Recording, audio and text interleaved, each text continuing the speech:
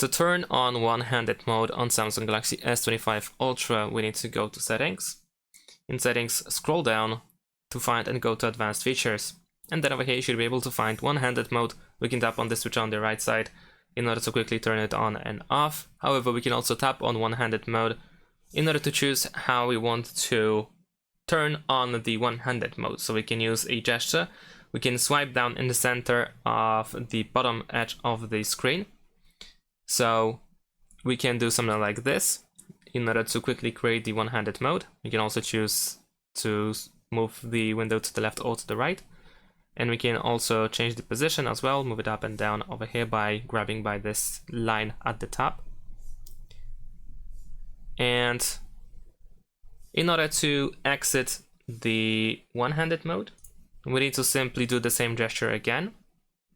So where you have the home button, you want to swipe down again.